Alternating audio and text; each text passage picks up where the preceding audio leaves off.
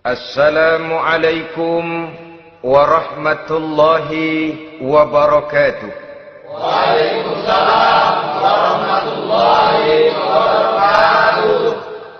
Bismillahirrahmanirrahim. Alhamdulillahi rabbil alamin. Wal akibatu lil muttaqin. Wala udwana illa 'alal zalimin.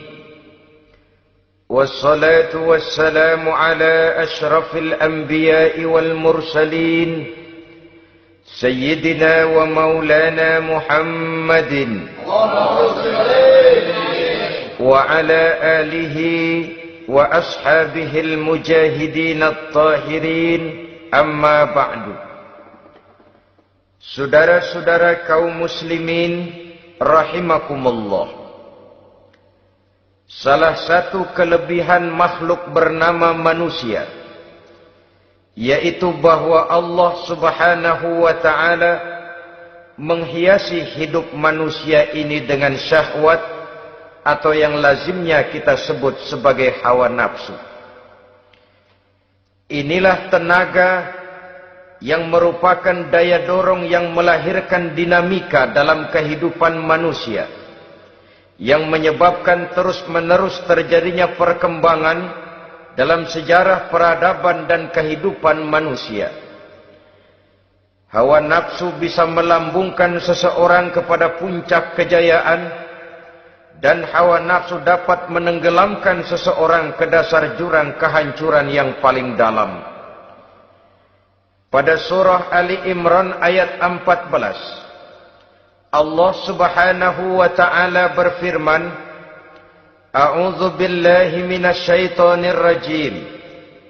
Zuyyina lin-nasi hubbus syahawati minan nisa'i wal banin wal qanatiril muqantarati minadh dhahabi wal fiddah wal khaylil musawwamati wal an'ami wal harth. Dzalika mata'ul hayatid dunya. Wallahu indahu husnul ma'ab.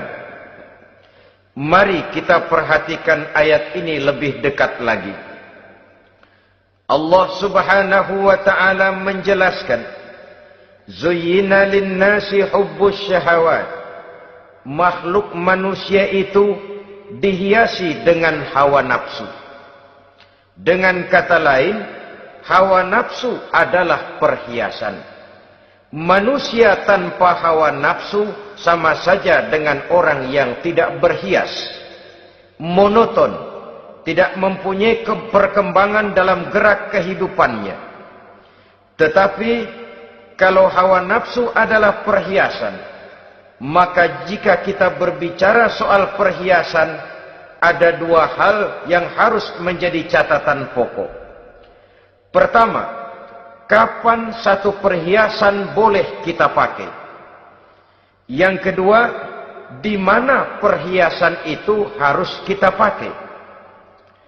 Kalau saudara berdandan rapi, pakai sepatu dengan kaos kaki, celana, jas, pakai dasi segala macam, tapi itu saudara lakukan pada saat saudara akan pergi ke WC, maka saudara sudah memakai perhiasan tidak pada waktu yang tepat.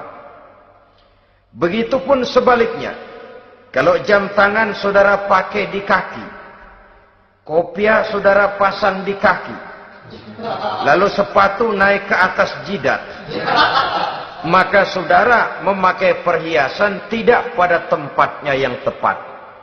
Demikian juga sifat yang bernama nafsu.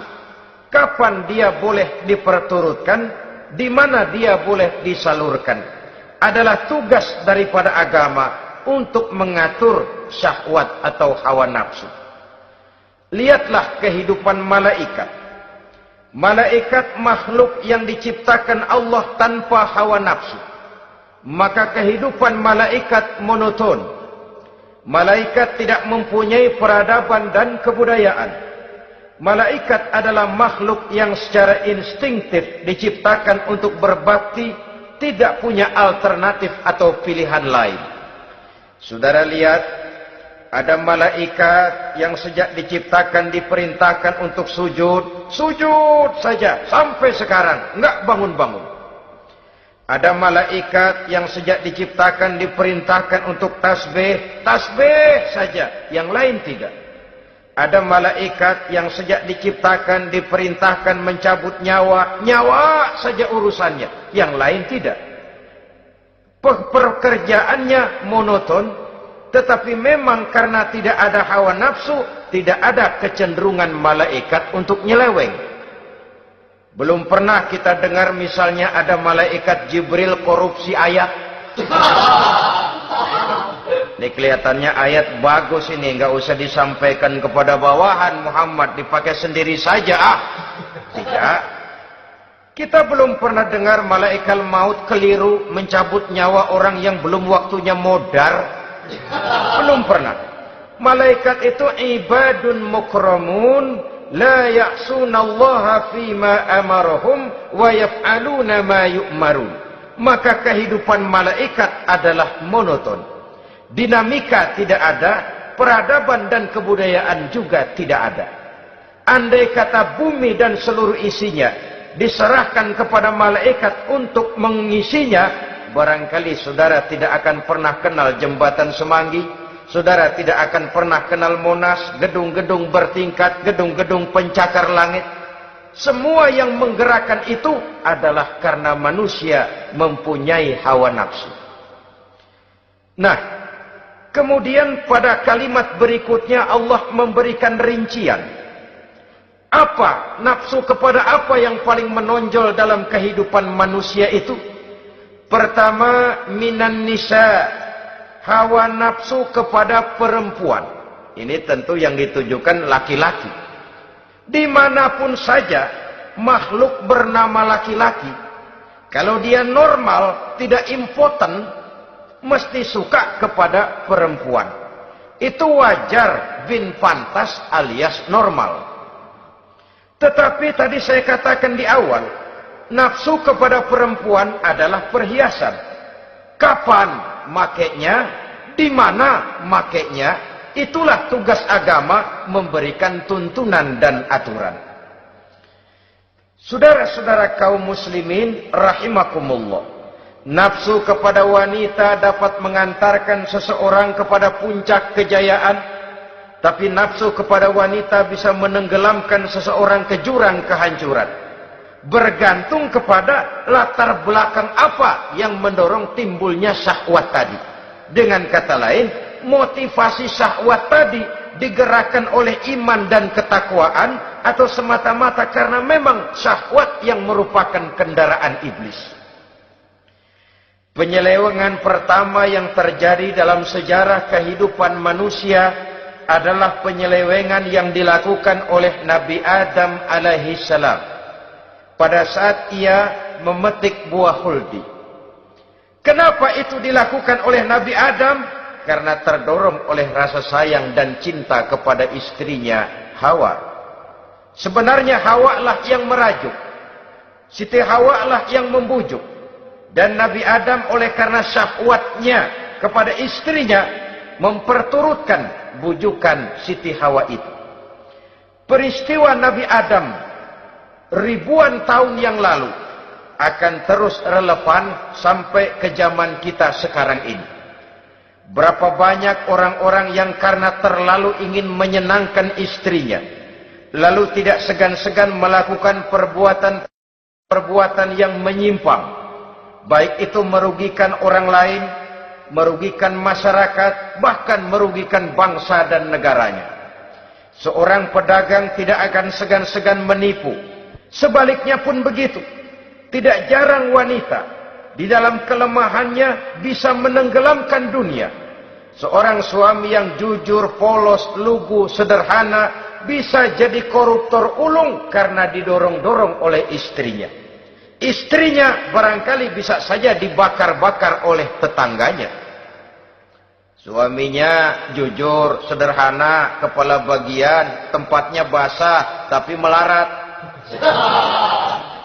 Istri rupanya tidak sabar melihat gaya hidup yang makin konsumtif, persaingan yang makin tajam. Suaminya dikipas-kipasin. Kata istrinya, "Bang, tetangga sebelah kita lakinya pegawai kecil, Bang, tapi gelangnya kayak pelek beca. Abang ini kepala bagian tidak bisa membelikan saya macam itu, percumalah." Kata suaminya, "Ya bagaimana Bu, gaji saya cuma segitu-gitunya. Ya namanya kepala bagian, apaan kayak sabet dulu." Kalau sudah berpikir ke arah ini, artinya sudah ngipasi suaminya untuk melakukan tindakan yang tidak wajar. Saudara-saudara kaum muslimin rahimakumullah, sejak zaman klasik sampai kepada zaman kita sekarang ini, kita melihat kecenderungan syahwat kepada wanita ini. Julius Kaisar yang katanya gagah perkasa, ternyata tunduk di bawah kaki Cleopatra. Napoleon Bonaparte, the Lion of Europe, singa daratan Eropa, luas kekuasaannya, gagah perkasa tentaranya, kepada siapa dia tunduk? Ke bawah kakinya Margaret Josephine. Demikianlah di zaman kita sekarang, kita melihat di Jepang, betapa Perdana Menteri Uno didesak mengundurkan diri dari jabatan Perdana Menterinya oleh karena terlibat skandal dengan geisha. Kita juga melihat di Amerika, betapa Senator Gary Hart dari Partai Demokrat yang masih muda, jenius, diharapkan masa depan Amerika lahir dari tangannya, terpaksa mengundurkan diri dari calon presiden oleh karena terlibat skandal dengan Donna Rice. Kita juga menyaksikan betapa parlemen dan kabinet di Inggris sempat geger oleh karena skandal Pamela Bordes, pelacur kelas kakap yang melanglang buana mencari sasaran-sasaran kakap. Ini adalah kisah kejatuhan yang diakibatkan oleh hubbus syahawat minan nisa. Oleh karenanya benar jika Nabi kita menyatakan an-nisa'u imadul bilad, wanita adalah tiang negara. Jikalau baik wanita, baik negara. Jikalau rusak wanita, hancur negara. Kalau syahwat kepada wanita cuma semata-mata karena syahwat, maka seorang laki-laki akan memandang wanita cuma sekedar alat pemuas hawa nafsu. Nilainya rendah. Sedangkan agama kita mengajarkan ma akraman nisa'a illa karimun wa ma ahanan nisa'a illa laimun, kata Nabi. Tidak akan menghormati kaum wanita kecuali orang-orang yang terhormat, dan tidak akan merendahkan derajat kaum wanita kecuali memang orang-orang yang rendah moralnya. Dengan kata lain, apabila syahwat minan nisa ini dilandasi dengan semangat iman dan ketakwaan, maka kehidupan Rasulullah sallallahu alaihi wasallam sungguh menjadi figur dan contoh dalam kehidupan kita. Perkawinannya bukan karena wajah yang cantik semata-mata, tapi lebih merupakan nilai ibadah kepada Allah Subhanahu wa ta'ala. Dengan demikian, kecenderungan kepada hubbus syahawat minan nisa dikontrol oleh nilai iman. Barometernya, tolok ukurnya adalah iman.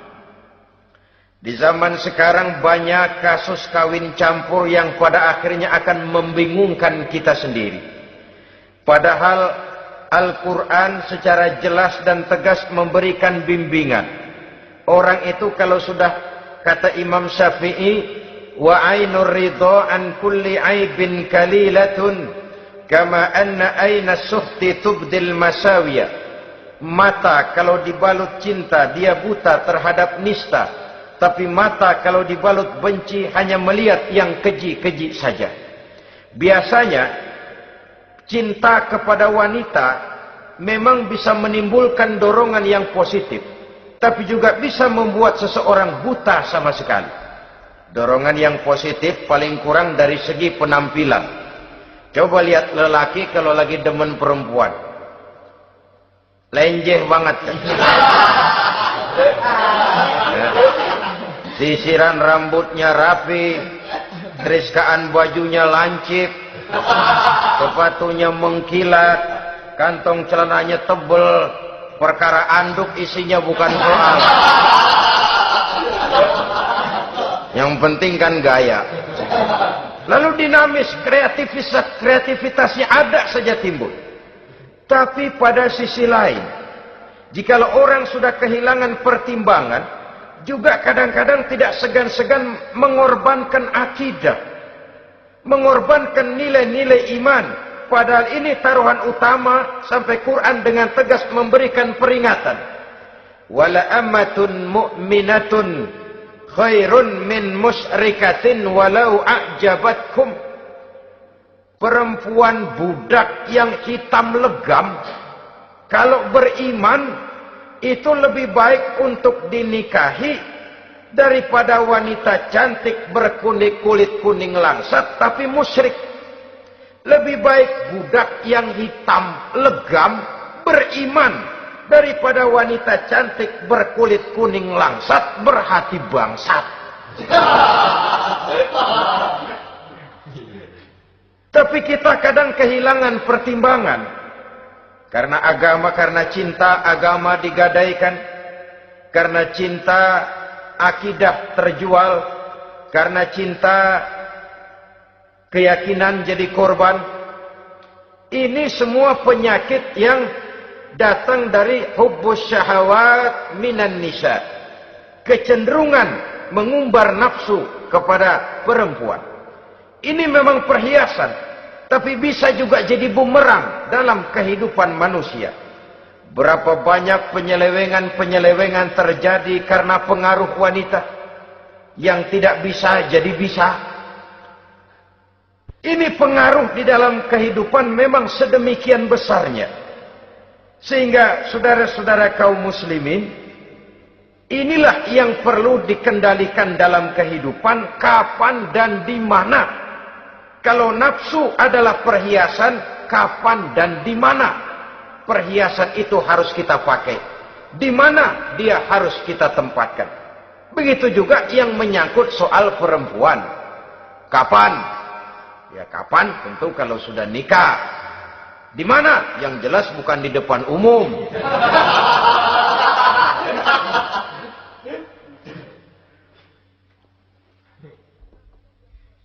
Ini nafsu yang pertama, minan nisa. Yang kedua, wal banin. Dihiasi juga manusia dengan kecintaan kepada banin. Makna banin di sini ay al-aulad, anak-anak laki. Kenapa disebut banin, anak-anak laki?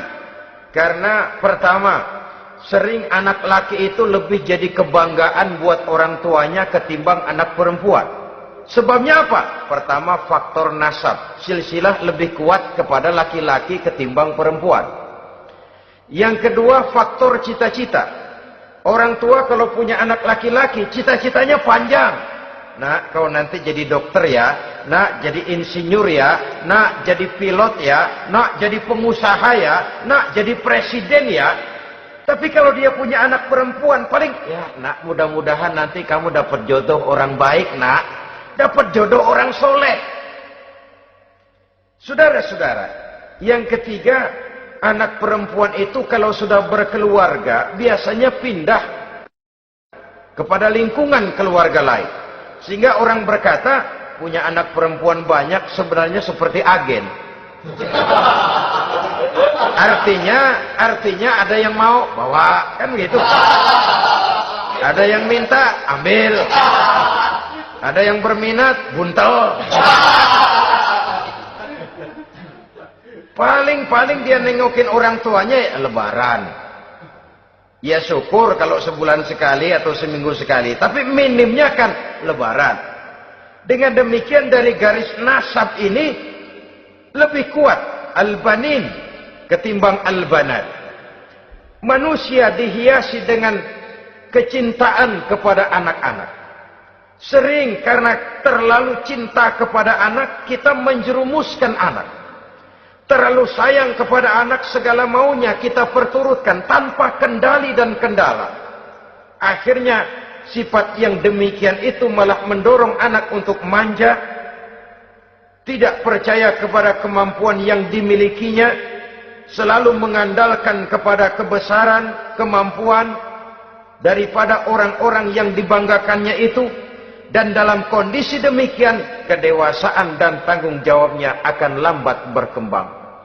Maka Allah Subhanahu wa ta'ala memperingatkan bahwa harta dan anak bisa menjadi fitnah. Dalam ayat lain Allah juga memperingatkan, ya ayyuhalladzina amanu la tulhikum amwalukum wa auladukum an zikrillah. Wahai orang-orang yang beriman, jangan sampai hartamu dan anak-anakmu memalingkan kamu daripada mengingat Allah. Jangan sampai kesibukanmu kepada anak dan harta benda menyebabkan kamu sampai lupa mengingat Allah Subhanahu wa ta'ala. Berapa banyak manusia yang tenggelam dengan melupakan Allah, jauh dari agama, jauh dari tuntunan syariat, oleh karena disibukkan oleh persoalan anak dan persoalan harta benda. Maka satu-satunya jalan, jikalau kita tidak ingin anak kita sampai memalingkan kita daripada mengingat Allah, nilai-nilai keimanan harus ditanamkan kepada mereka sedini mungkin. Dengan bekal ini, maka mereka, anak-anak kita, insya Allah tidak akan membuat kita orang-orang tua ini berpaling daripada mengingat Allah, berpaling daripada kehidupan beragama. Memang karena anaklah kita orang tua peras keringat banting tulang, pergi pagi pulang sore cari nafkah. Karena anaklah kita orang tua, kepala jadi kaki, kaki jadi kepala. Asal mereka bisa menikmati hari depan yang lebih baik dari yang kita nikmati sekarang ini. Tapi berapa banyak juga orang-orang tua yang tidak sadar akan amanah berupa anak ini. Mereka lalai, mereka bersikap masa bodoh, padahal tidak akan ada yang tidak dipertanggungjawabkan di hadapan Allah Subhanahu wa ta'ala. Orang tua bisa mendapat pensiunan pahala kalau anaknya tumbuh menjadi anak yang soleh. Tetapi orang tua pun bisa saja masuk neraka karena anaknya menjadi anak yang kurang ajar dan orang tuanya sama sekali tidak pernah memberikan pendidikan yang sebagaimana mestinya. Saudara-saudara kaum muslimin rahimakumullah, kita tentu berharap memperoleh pensiunan pahala dan bukan mendapat tambahan dosa dari kekurang ajaran anak-anak kita akibat kita sebagai orang tuanya tidak pernah mau mendidik mereka. Dalam hadis ada diriwayatkan, ada anak kurang ajar, sembahyang tidak, puasa ibadah tidak, kenal Allah tidak, beriman pun tidak, dosa kelewat banyak, kejahatan berkarat. Di akhirat nanti disidang dia, ditanya, kamu kenal siapa Tuhanmu? Tidak. Kamu tahu siapa nabimu? Tidak. Kitab sucimu apa? Tidak tahu. Kiblatmu di mana? Tidak ada. Kamu sholat? Tidak pernah. Kamu puasa? Tidak pernah. Wah, kalau begitu kamu rusak sekali. Kamu neraka. Anak ini mengajukan protes. Saya menuntut keadilan. Benar saya tidak kenal siapa Tuhan saya. Saya tidak tahu apa kitab suci saya. Saya tidak pernah mendirikan sholat. Tidak pernah melaksanakan puasa. Pendeknya tidak ibadah dan tidak iman. Tapi semua itu terjadi. Sebab-sebabnya tidak lain karena orang tua saya tidak pernah mendidik dan mengajarkan saya. Orang tua saya tidak pernah mengarahkan saya ke jalan itu. Sampailah saya seperti keadaan yang sekarang ini. Orang tua saya enak-enakan ngaji, saya teler, diantepin aja. Orang tua saya memegang kitab, saya megang botol. Dia tahu, dia diam saja. Dia tahu dan dia tidak memberikan peringatan. Karena orang tua saya lah, maka saya jadi seperti sekarang ini. Kalau saya harus masuk ke dalam neraka, saya menuntut keadilan agar orang tua saya juga ikut bersama saya gabung ke dalam neraka.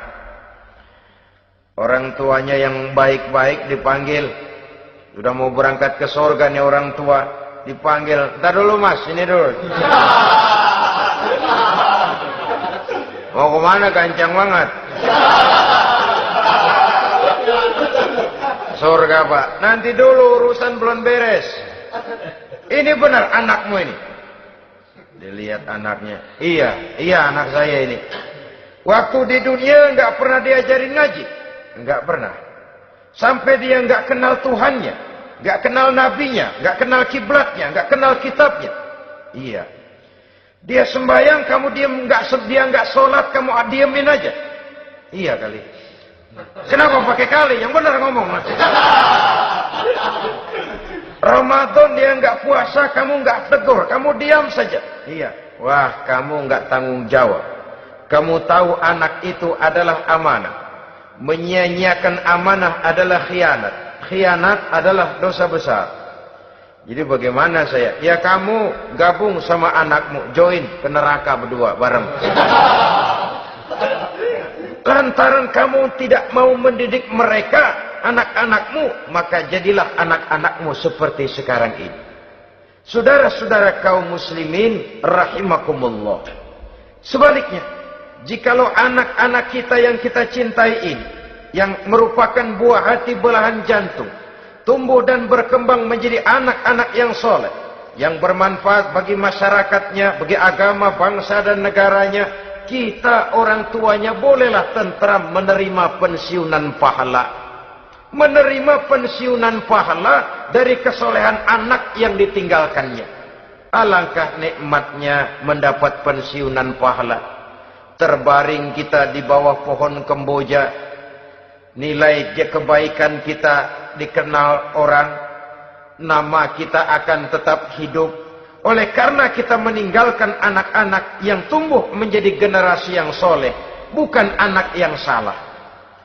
Oleh karenanya, kecintaan kepada anak jangan sampai membuat kita lalai dari mengarahkan mereka kepada kehidupan beragama.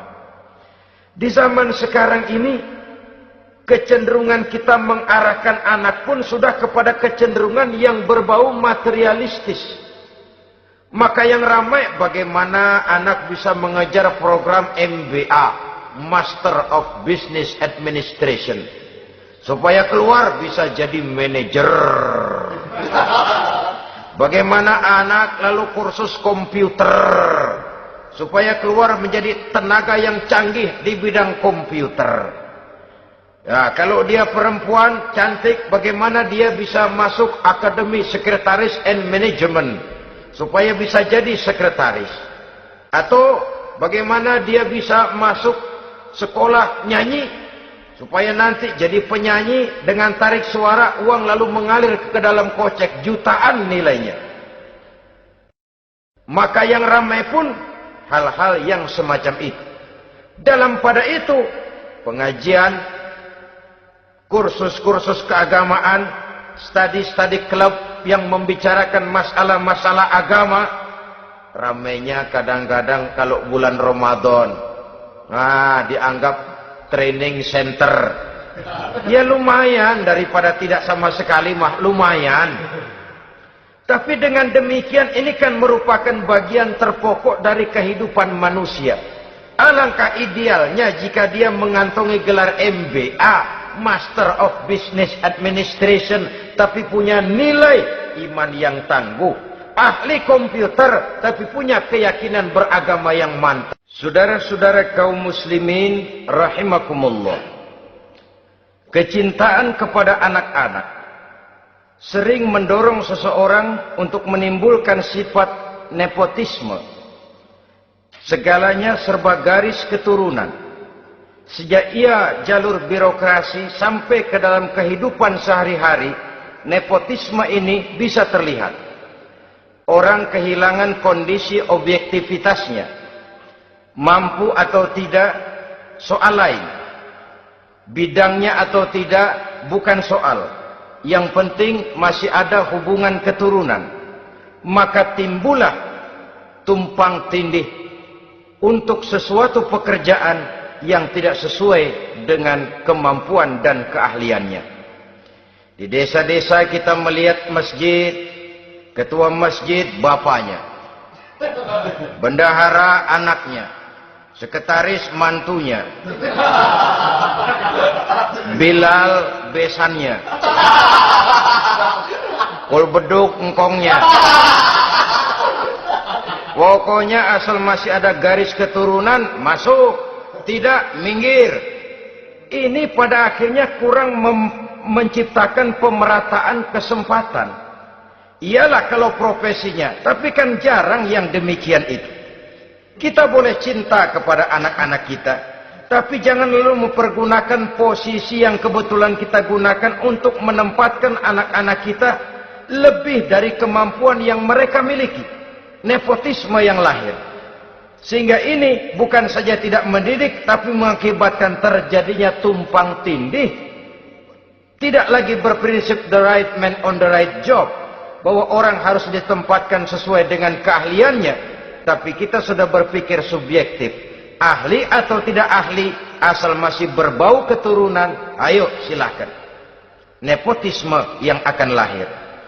Oleh karenanya, mencintai anak adalah sesuatu yang merupakan perhiasan di dalam kehidupan. Wajar, tetapi harus kita menempatkannya sesuai dengan semestinya. Ini yang kedua.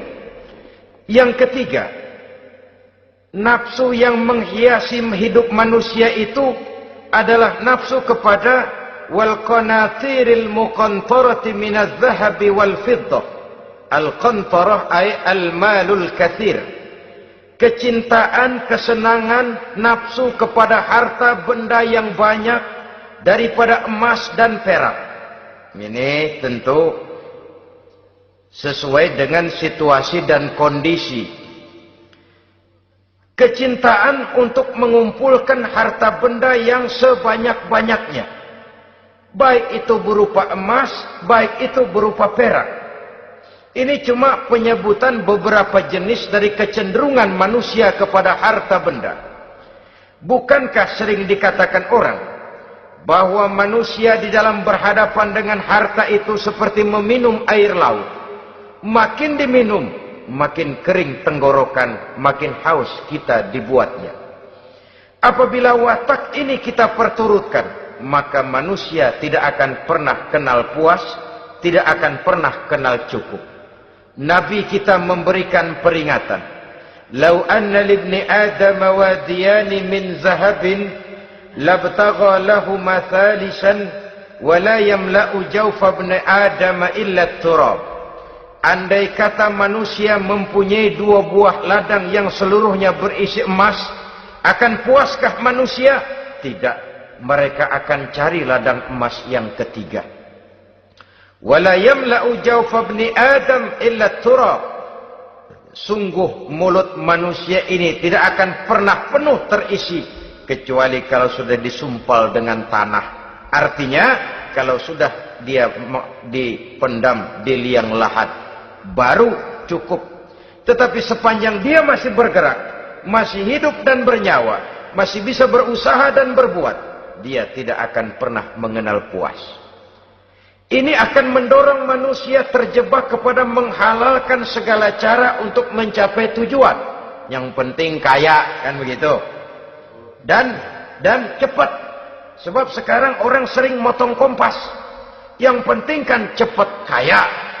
Soal cara, kalau jujur aja mah, sampai kapan mau kaya? Perkara itu renten, bukan soal. Perkara itu judi, tidak jadi masalah. Perkara itu korupsi, menyangkut hak orang banyak, bukan soal. Yang penting cepat kaya. Dan anehnya lagi, tidak malu menumpuk kekayaan dengan cara yang tidak wajar. Ya kan orang hidup bermasyarakat tuh bisa dianalisa tuh. Emang usahanya apa sih? Gajinya sebulan berapa sih? Kok bisa gitu-gitu bener sih? Dari mana sih? Secara langsung orang tidak berani bertanya, tapi dari mulut ke mulut akhirnya tersebar jadi rahasia umum. Si Ano kan punya Ano, di Ano, Anonya seano.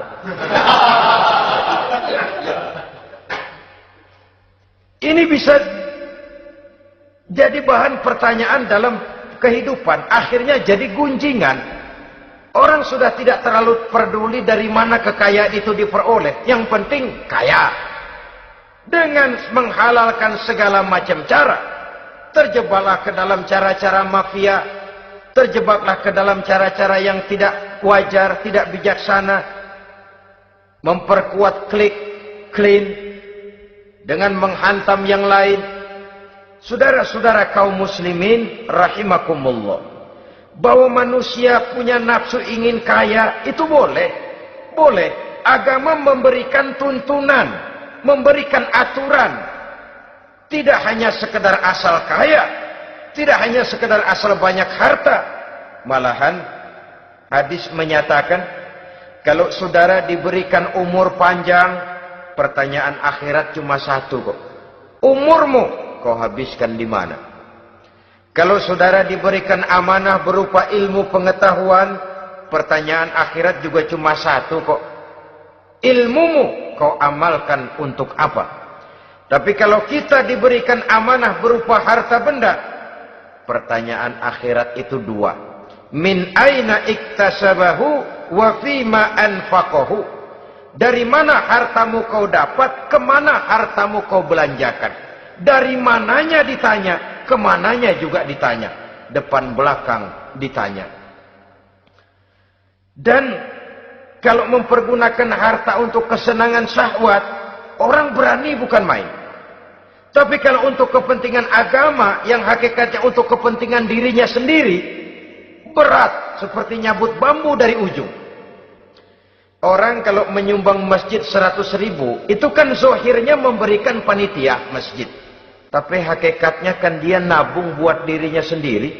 Seolah-olah dia cuma berkata, Pak, tolong saya titip 100.000, ini untuk kepentingan saya di akhirat nanti. Silakan uangnya mau dibelikan semen, pasir, kaca, pintu, jendela, silakan. Saya cuma titip, ini untuk saya di akhirat nanti. 100.000 Pak.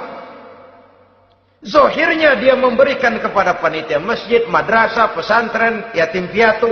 Hakikatnya dia nabung buat dirinya sendiri di akhirat. Malah tabungan ini bukan SDSB namanya, SDBS. Sumbangan dana berhadiah surga. Itu SDBS namanya. Sekarang orang mengejar SDSB, lalu berat mengejar SDBS. Sumbangan dana yang berhadiah surga. Langsung dari Allah subhanahu wa ta'ala. Coba kalau dia main golf, sewa lapangan golf itu 400-500 ribu sebulan. Paling 4-5 kali main. Beli stick golfnya saja sampai jutaan. Datang panitia pembangunan masjid 100. Minta didoain masuk surga lagi. Surga 100.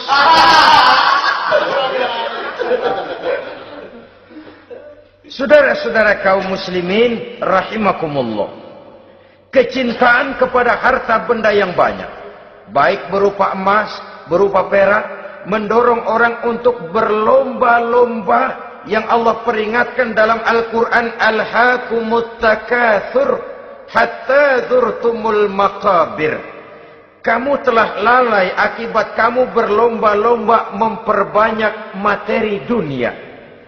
Hatta zurtumul maqabir, sampai kamu dekat masuk ke liang kubur, baru rupanya sadar bahwa perlombaan ini tidak akan pernah sampai ke garis finish. Betapapun jauhnya rally Paris Dakar, garis finishnya ada. betapapun hebatnya medan yang ditempuh, buasnya gurun pasir Afrika, garis finishnya pasti ada. Itu kan rally yang terbuas di dunia katanya, Paris Dakar. Tapi garis finishnya ada. Namun jikalau kita berlomba memperbanyak harta, kita tidak akan pernah sampai ke garis finish. Yang kecil-kecilan aja dah. Kalau orang ditanya, kamu kenapa sih belum mau sembahyang? Ya bagaimana mau sembahyang Pak, tinggal di Jakarta masih kontrak. Saban habis tahun diubur-ubur yang punya rumah. Kalau punya rumah sendiri walaupun kecil-kecilan, saya mau ibadah Pak. Ya, diberikan rezeki oleh Allah, bisa bikin rumah walaupun kecil-kecilan. Belum juga mau sembahyang. Kok belum juga sembahyang? Iya Pak, rumah emang udah punya sendiri, cuman kecil Pak. Atasnya atap, kalau hujan aja bocor. Kalau bisa bikin rumah yang permanen Pak, tenang, saya ibadah, sembahyang saya rajin. Iyalah, diberikan rezeki, bisa bikin rumah permanen. Bagus rumahnya. Lain lagi. Iya, rumah sudah permanen, tembok, kubin. Cuman isinya belum ada Pak, perabotannya. Duh. Kalau punya peralatan rumah tangga yang memadai, tenang, saya ibadah. Diberikan juga rezeki, bisa beli perabotan rumah tangga yang lumayan. Di atas tekelnya sudah pakai karpet, mebelnya spaghetti, tempat tidurnya alga spring bed, dan lo-pilo, ada kulkas, ada TV, di sebelah TV ada kunci mobil. Kuncinya mobilnya.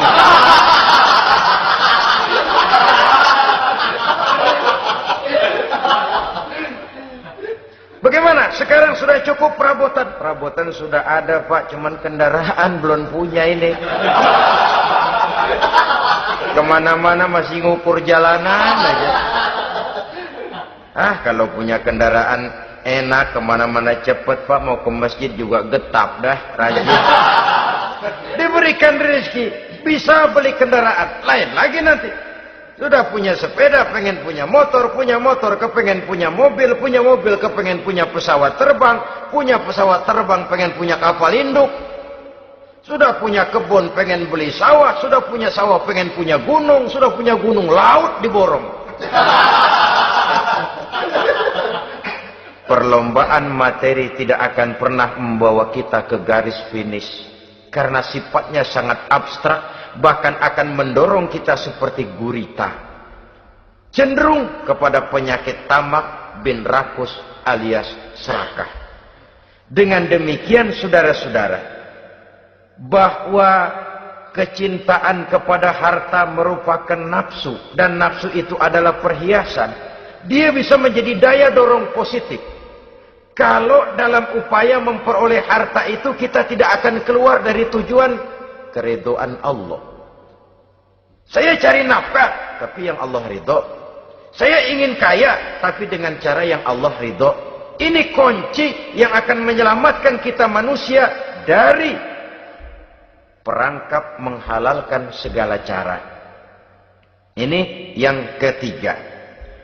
Yang keempat, dihiasi manusia itu dengan nafsu kepada wal khailil musawwamah, kuda yang bagus, kendaraan yang bagus, kuda yang terpelihara.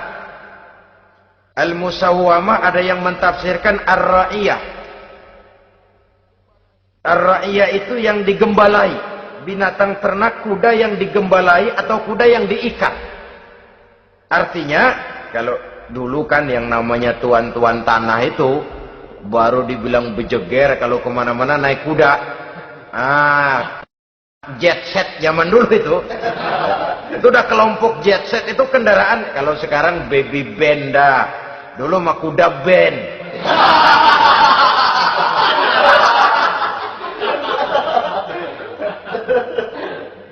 Manusia punya kecenderungan suka kepada kendaraan. Apalagi di zaman sekarang ini, wah, iklan-iklan itu kan sangat menggoda kita. melayani segala macam bentuk penjualan. Nah, ini lalu terangsang biar duit cekak. Kalau udah ngebaca itu, wah berani banget dah. Tahu duit nggak mungkin cukup, tapi begitu baca melayani segala macam bentuk penjualan dengan fasilitas ringan. Nah, jadi dah. Jadi juga punya mobil, jadi dah. Perkara utang itu bakal nyekek leher, bukan soal. Kasihan saudara-saudara kita di daerah-daerah yang terjebak kepada iklan-iklan merangsang yang akhirnya di luar kemampuan.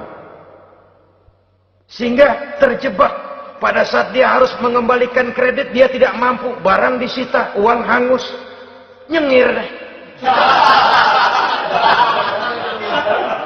Bekipas sembari tahlil. Habis arang besi binasa. Bahwa kita menginginkan kendaraan yang serba baik, silahkan. Tiap akhir tahun ganti merek, keluar yang baru, ganti lagi. Itu kalau orang yang mampu. Buat kita yang tidak mampu, kenapa tidak bersyukur melihat yang lebih rendah di bawah kita? Alhamdulillah kita punya mobil, tangga kita cuman punya motor. Yang punya motor, syukur kita punya motor bisa rada cepetan. Tangga sebelah punya sepeda, mana-mana kekejek mulu. Yang punya sepeda, alhamdulillah punya sepeda. Tangga sebelah kemana-mana jalan kaki. Yang jalan kaki, syukur masih bisa jalan. Temen sebelah lumpuh bertahun-tahun nggak. Yang lumpuh, alhamdulillah masih hidup. Tangga sebelah kemarin out nggak balik lagi. Saudara-saudara, saya pikir menengok ke atas itu perlu supaya ada rangsangan kita untuk maju. Tapi menengok ke bawah pun juga lebih perlu agar kita mensyukuri yang ada dan tidak suudzon, tidak buruk sangka kepada Allah. Apa yang diberikan Allah kepada kita sekarang ini, itulah yang terbaik menurut Allah untuk kita. Saudara-saudara kaum muslimin rahimakumullah. Dahulu ada seorang pemuda, matanya buta. Dia mengeluh, ya Allah, kenapa saya dilahirkan dalam keadaan buta? Apa dosa saya? Apa salah saya? Andai kata saya tidak buta, saya melihat keindahan alam ini, saya lebih akan bersyukur kepadamu ya Allah. Nah, sudah, dia berburuk sangka kepada Allah. Satu hari, ini Raja Baduy di pedalaman mengerahkan tentaranya menculik anak-anak muda. Ini Raja Baduy ini kanibal, artinya suka makan daging manusia. Anak-anak muda ini diculik. Yang masih muda-muda ya, kalau kambing muda itu kan di sop rada sedap. Rupanya ini Raja kanibal ini begitu. Anak-anak muda termasuk ya pemuda yang buta tadi itu kena culik. Ya sudah diculik, rawatlah di istana raja ini, diberikan pakaian bagus, dikasih makan serba enak. Sebab apa? Supaya badannya gemuk. Setelah gemuk nanti dipotong di sop legit. Sudah, kerjanya cuma makan tidur, fasilitas nikmat, tidur enak. Udah giliran dapat 1 bulan 2 bulan kemudian, ketika mau diambil anak-anak muda ini, raja sendiri yang milih mana yang disop duluan nih. Sampai giliran anak muda yang buta ini, raja geleng kepala. Yang begini mah buta, dagingnya nggak enak. Ini satu lepas aja, lepas. Saya mau makan daging orang buta, lepas aja. Pulang ini anak muda, batinnya bersyukur, sujud syukur, ya Allah, katanya untung saya buta. Coba kalau saya nggak buta udah habis saya disop. 2 bulan yang lalu dia mengeluh, ya Allah, kenapa saya dilahirkan dalam keadaan buta? Sekarang dalam pulang ke rumah, perjalanan menuju ke rumah, dia berkata, alhamdulillah, andai kata saya tidak buta, habis badan saya disop oleh raja yang kanibal tadi. Saudara-saudara kaum muslimin rahimakumullah. Jadi dengan demikian pola hidup yang konsumtif sesungguhnya sangat tidak mendidik apabila dilatar belakangi oleh kemampuan yang tidak menunjang. Dengan demikian setidaknya mendidik orang untuk berkhayal. Anak-anak muda sama merek mobil ngerti banget dah, punya kagak? Ini BMW model terakhir nih. Nih kemarin gue ngeliat di sana gue megang rame.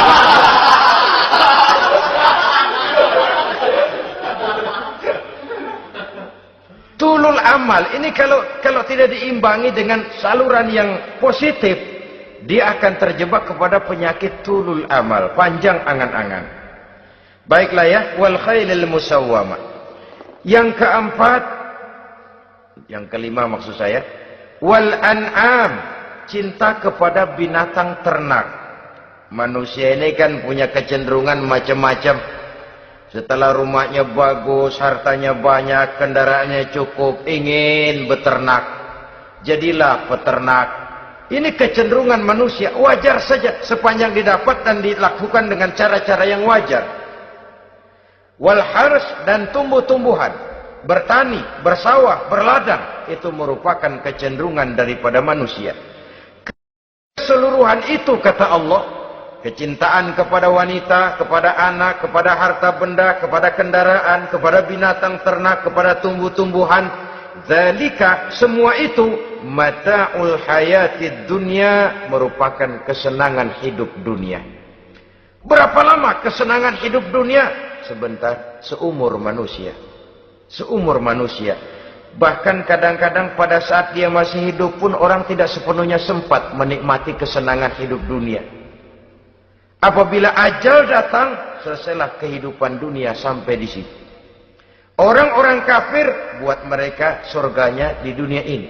Bila kehidupan di dunia selesai, selesailah sudah surganya sampai di situ. Kesemua itu, janji kata Allah, merupakan kesenangan daripada kehidupan di dunia. Wallahu indahu husnul ma'ab, dan Allah mempunyai tempat kembali yang sangat baik. Nah, setelah Allah menjelaskan semua itu, pada ayat yang ke-15 Allah memberikan jalan keluarnya. Memperturutkan nafsu kepada wanita, anak-anak, harta benda, kendaraan, binatang ternak. Bijaksanakah itu? Dalam ayat ke-15 surah Ali Imran ini, Allah memberikan penjelasan tuntas. Qul a'unabbi'ukum bi khairim min zalikum. Katakan kepada mereka Muhammad, maukah kamu aku beri kabar yang lebih baik dari semua itu? Lebih baik daripada kesenanganmu kepada wanita, kepada anak-anak, kepada harta benda, kepada kendaraan dan sebagainya. Mau kamu aku beritahu yang lebih baik daripada semua itu? Jawaban tentu mau. Kalimatnya bukan ukhbirukum, a'unabbi'ukum. An-naba itu berita yang besar. Lain dengan al-khabar, itu berita biasa saja. An-naba, sehingga pembawa berita disebut nabi. Dari naba yanbi, pembawa berita yang benar. A'unabbi'ukum, maukah aku tunjukkan kepada satu berita yang benar-benar besar dan benar-benar lebih baik dari yang semua disebutkan tadi. Apa jalan keluarnya? Lillazina taqaw 'inda rabbihim jannatun tajri min tahtihal anhar.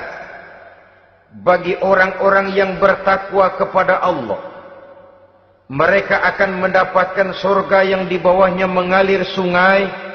Khalidina fiha, mereka akan kekal di dalamnya. Wa azwajun mutahharah, dan mereka mendapat istri-istri yang suci. Waridwanum minallah, dan keridhaan daripada Allah subhanahu wa ta'ala. Kalau kamu hai orang-orang yang beriman, kalau kamu hai manusia menyangka bahwa nafsu kepada wanita, anak-anak, mengumpulkan harta benda, kendaraan yang menarik, binatang ternak dan tumbuh-tumbuhan itulah yang lebih baik untuk kesenangan dunia, memang itu kesenangan dunia. Tapi nih, seolah-olah kata Allah, nih, saya kasih tahu kamu, aku beritahu yang lebih baik dari semua itu. Apa? Takwa kepada Allah.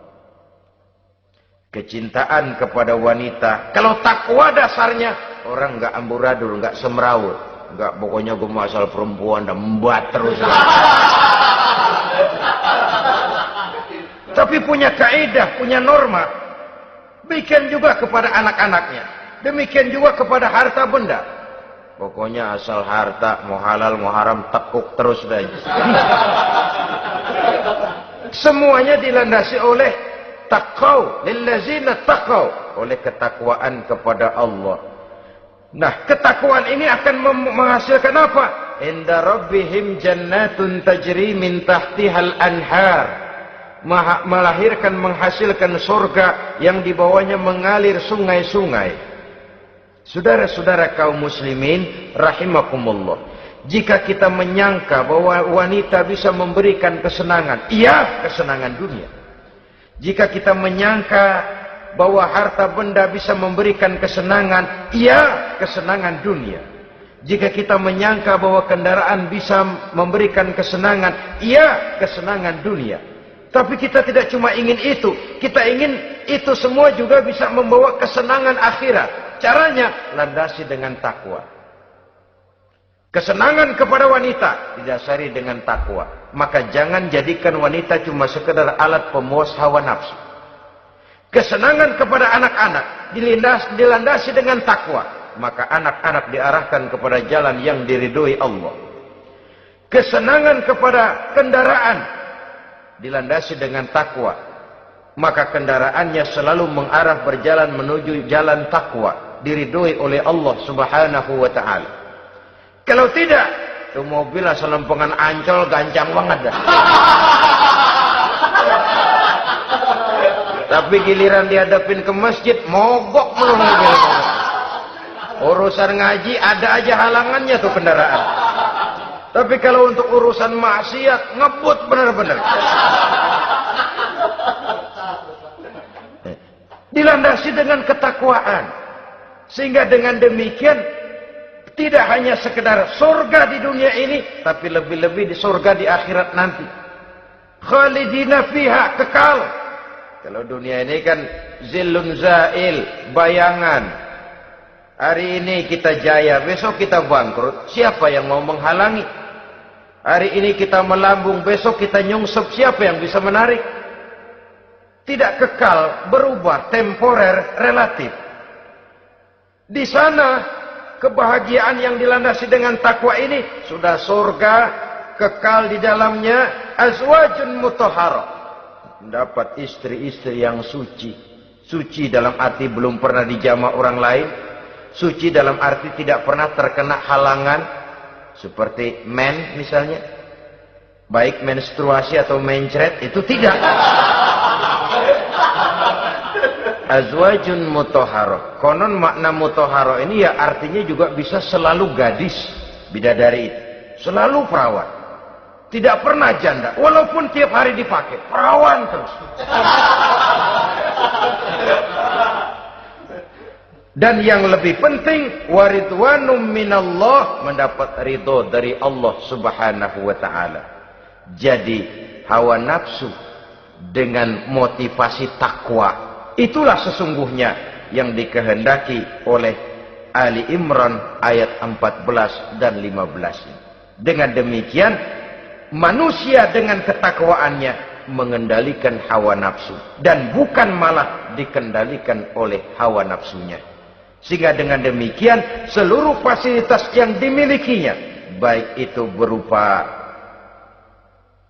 istri, anak, kendaraan, binatang ternak, harta benda, tanam-tanaman, seluruhnya semakin meningkatkan ketakwaannya kepada Allah Subhanahu wa taala. Mudah-mudahan kita bisa mencapai tingkat ini di mana kita hidup mampu dan sanggup mengendalikan nafsu, bukan malah dikendalikan oleh hawa nafsu. Terima kasih dan mohon maaf. Wassalamualaikum warahmatullahi wabarakatuh. Waalaikumsalam warahmatullahi wabarakatuh.